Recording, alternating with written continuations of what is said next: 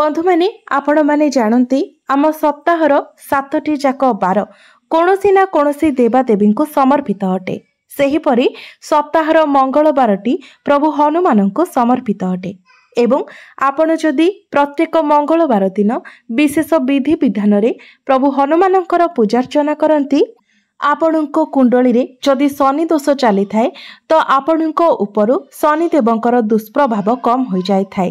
राहु केतुंकर साथ मध्य आपणको मिली थाए। जीवनर प्रत्येक कष्ट प्रत्येक समस्यारु प्रभु हनुमान आपणको बाहर को नहीं आसी थांती। बंधु माने जदि आपण संपूर्ण भक्ति एवं विश्वासर सहित प्रभु हनुमानंक निकटरे गोटे दीप सबुबेले प्रज्वलन करती किंबा प्रत्येक दिन जदि आपण श्रद्धार सहित हनुमान चालीसार पाठ करती तो एहा द्वारा मध्य आपण प्रभु हनुमान को प्रसन्न करि परिबे।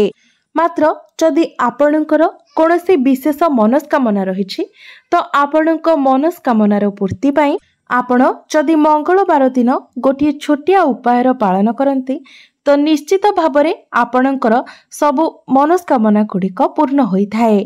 तेबे प्रभु हनुमान को प्रसन्न करने पाई किछि विशेष वस्तु रही तो आजिर एही वीडियो रे आमे माने से सबु विषय रे विस्तार भावरे जानिबा।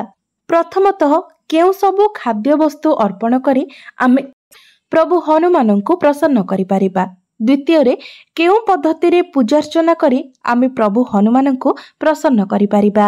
तेबे जेतेबेले खाद्य वस्तुर कथा आसी थाए तो सेथिरे आपण तुलसी पत्रर प्रयोग निश्चित भावरे करिवे।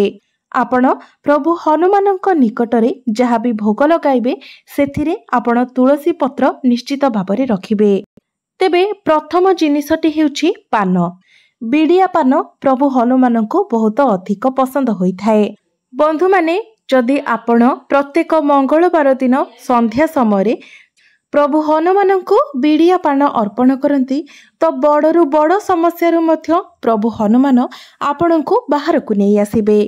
तो बंधु माने सेथिपाई आपण गोटे पान पत्र नहीं जांतु सेथिरु डेंफ हटेई दियंतु एवं सेथिरे लवंग गुजराती मिश्री रखंतु। आपणको पाखरे जदि केसर अछि तो आपण केसर मध्य देई परिबे। ए सबु जिनिस रखी आपण पान भांगी नियंतु एवं सेही पान को आपण प्रभु हनुमान को अर्पण करंतु। बंधु माने जदि आपणको जीवन रे अनेक किछि समस्या लागि रहिछि एवं एपरि किछि समस्या जहा ईश्वरंको बिना सहायता रे आपण सेथिरु बाहरी परिबे नाही सेही समस्या गुड़िकरू बाहरिबा पाई आपणको दिव्य शक्तिर बहुत आवश्यकता रहिछि। तो एपरी परिस्थिति रे आपण प्रभु हनुमान को ए सबु दायित्व दे पारिबे। आपण जदि प्रभु हनुमान को भक्ति एवं श्रद्धार सहित एही पान अर्पण करती एवं निजर समस्या गुड़िक प्रभु हनुमान निकट रे प्रकाश करती तो निश्चित भावरे प्रभु हनुमान आपण को ए सबु समस्या बाहर को नहीं आसिबे। आपण जदि निज घरे प्रभु हनुमान को पूजा करुछंती तो आपण निज घरे एहाको भोग स्वरूप प्रभु हनुमान को अर्पण करि परिबे। जदि आपणको गृह रे प्रभु हनुमानकर कोनोसी फोटो किंबा मूर्ति नहीं तो आपण हनुमान मंदिर रे मध्य एहाको अर्पण करि परिबे। तेबे जदि घरे आपण एही पान प्रभु हनुमान को अर्पण करुछंती तो मंगलबार दिन संध्या समय आपण पान को अर्पण करिवे एवं तापर दिन सेही पान को नहीं आपण माटी तले पोती देबे। तेबे सबुठारु भलो हेबो जदि आपण एही उपायटी मंदिर रे पालन करंती। बंधु माने प्रभु हनुमानंकर पूजारे लवंग गुजराती एवं गुआर अधिक महत्व रही थाए कारण प्रभु हनुमान को लवंग गुजराती एवं गुआ अर्पण करिबा द्वारा आपणको उपरु शनिदेवंकर दुष्प्रभाव कम हो जाय थाए। जदि आपणको जीवन रे शनि संबंधित कौनसी भी समस्या रही तेबे सेगुड़िक समाप्त हो जाय थाए। मात्र जदि आपणको उपरे ऋण करजर भार बढ़ी जाइछि आपण जेते चेष्टा कले परे मध्य ऋण करज को सुझी पारु नाहंती एवं सेथि पाई सबुबेले आपण चिंताग्रस्त रहुछंती तो एपरी परिस्थिति रे आपण मंगलबार दिन संध्या समय एही पान को प्रभु हनुमान को अर्पण करंतु। आपण जदि निज जीवनर सबु समस्या गुड़िकर समाधान सहित धन प्राप्ति करबा पाई चाहुछंती तो आपण प्रत्येक मंगलवार एवं शनिवार दिन प्रभु हनुमानक मंदिर रे संध्या समय गोटे सोरिष तेलर दीप जलांतु। सेथिरे आपण दीप जलाइबा समय दुईटी लवंग पकांतु। आपण जदि प्रत्येक मंगलवार एवं शनिवार दिन संध्या समय प्रभु हनुमानक मंदिर रे एही सोरिष तेल एवं लवंगर दीप जलांती तो आपणको धन प्राप्ति हेबार अनेक मार्ग खोली जिवो एवं आपणक जीवन रे चलीथिबा अनेक समस्या मध्य दूर होई जिवो। बेले बेले आम जीवन रे हठात करी आर्थिक संकट देखा देइथाय किंबा बेले बेले एपरि होइथाय जे जेते रोजगार कले मध्य ताहा कोनोसी ना कोनोसी बाटरे खर्च होई जाइथाय। तो एपरि परिस्थिति रे आपण एही उपायटी को निश्चित भाबरे पालन करंतु। बंधु माने बेले बेले एपरि होइथाय जे आमे आम जीवन रे जदि अधिक उन्नति करिथाउ तो आम जीवन रे अनेक शत्रु मध्य बनी थांती एवं सेमाने आमर उन्नति को सह्य करि पारि नथांती। सेथिपाई सेमाने आमर उन्नतिर बाटको रोकिबा पाई चेष्टा करिथांती। फलरे सेमाने आम उपरे कला जादुर मध्य प्रयोग करिथांती। बेले बेले अन्य मानकर खराब नजर मध्य आमर घर एवं व्यवसाय उपरे लागि जाय थाए जहा फलरे हठात करी सबु किछि रे अवनति हेबाको लागि थाए सबु किछि रे क्षति हेबाको लागि थाए। तेबे ए सबु परिस्थिति रु रक्षा पाइबा पाई आपण गोटे नड़िया नै जांतु। एपरि नड़िया नेबे जेपरि ता भितरे भल भाबरे पानी थिबो तो सेई नड़िया उपरे आपण सिंदूर रे स्वस्तिक बनाई दियंतु। तापरे आपण गोटे नाली कपड़ा सेही नड़िया रे गुड़े दियंतु एवं सेही नड़िया को नै प्रभु हनुमानंकर चरण तले रखि दियंतु। तो आपणको एथिपाई गोटिए ही नड़िया नेबार अछि। सेही गोटिए नड़िया को नै आपण 11टी मंगलवार पर्यंत प्रभु हनुमानंक चरण रे छुआई ताकू पुणे निज साथी रे नै आसीबार अछि। तो आपण 11टी मंगलवार एपरि करिबा परे 12 नंबर जो दिन मंगलवार आसीबो से दिन आपण सेही नड़िया रे नाली कपड़ा जो बांधी थिबे सेथिरे अल्प किछि सोरिष मध्य बांधी देबे। तापरे एहाकु नै निज घरर मुख्य द्वार सम्मुख रे बांधी देबे। एपरि करिबा द्वारा जदि आपणक घर उपरे केही कला जादुर प्रयोग करिथिबो तेबे ताहा सेही व्यक्ति पाखकु लेउटी जिवो एवं जदि गृह उपरे नजर दोष लागिथिबो तेबे ताहा कटि जिवो एवं आपणकर कोनोसी प्रकारर क्षति हेबो नाही।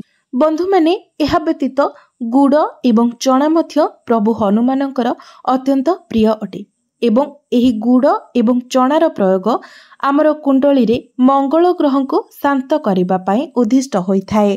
जदि आपणक कुंडली रे मांगलिक दोष रहिछि आपणकर विवाह होई पारु नाही किंबा बारंबार आपणकर दुर्घटना हेउछि तो एपरि परिस्थिति रे आपण गुड़ एवं चनार भोग हनुमानंक निकट रे लगांतु।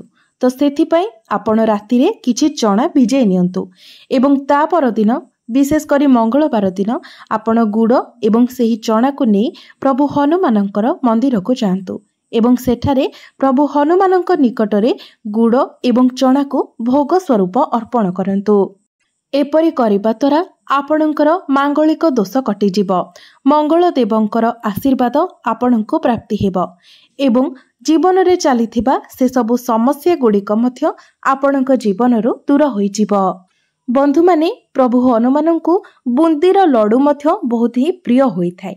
तो जदि आपण प्रभु हनुमानंक निकटरे बुंदीर लड्डू अर्पण करंती तो आपणको नवग्रहंकर शुभ फल प्राप्ति होइथाय। नवग्रहंकर आशीर्वाद आपणको प्राप्ति होइथाय एवं आपणकर समस्त मनस्कामना मध्य पूर्ण होइथाय। तो बंधु माने एबे मु आपणको एक विशेष प्रयोग विषय कहिबी। तो सेही विशेष प्रयोगटी हेउची अटार दीप।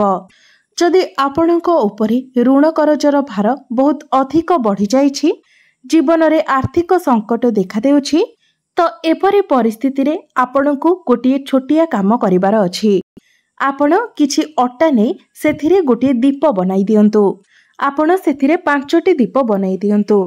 तापरे आपण 5टी बर गछर पत्र नियंतु।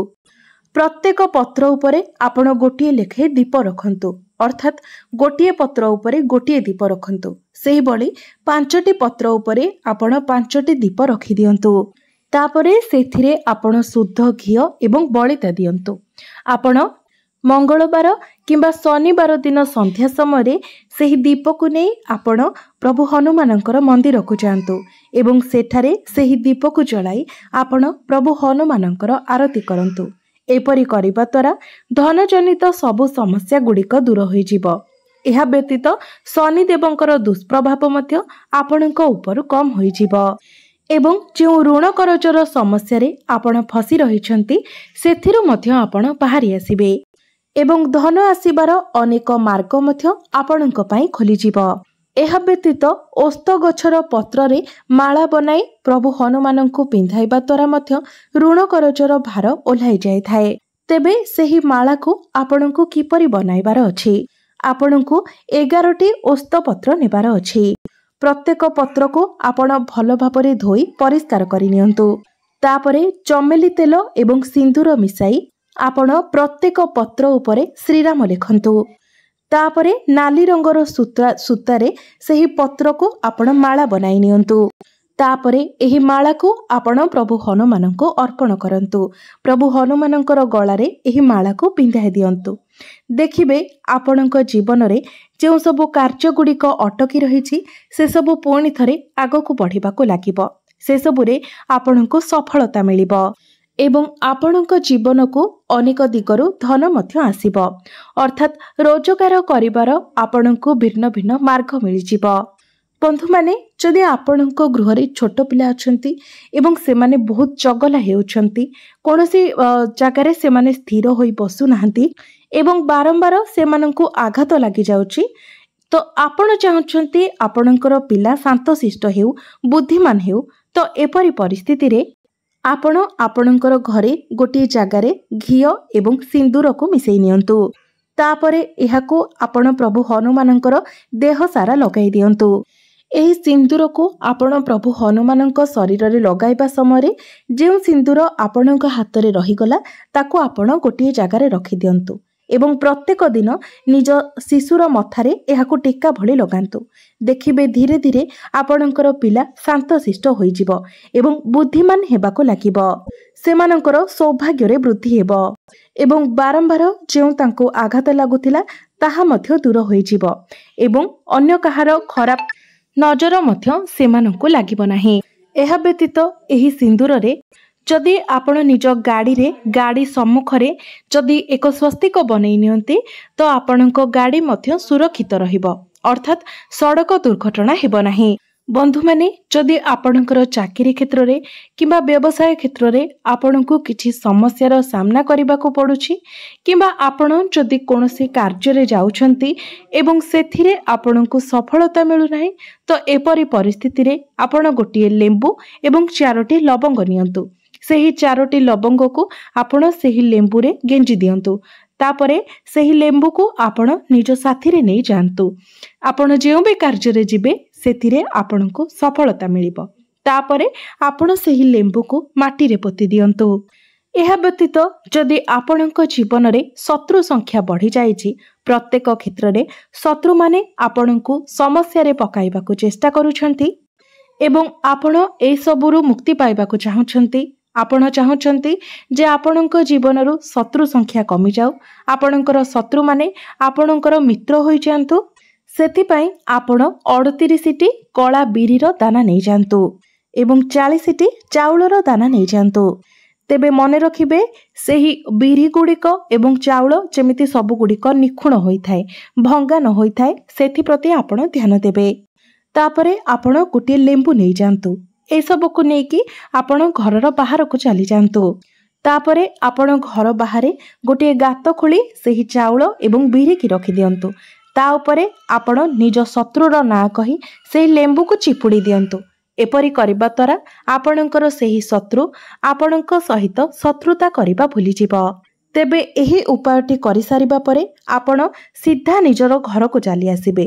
घर को आसीबा बेलको आपण केबे भी पछको बुलिकी चाहिबे नाही।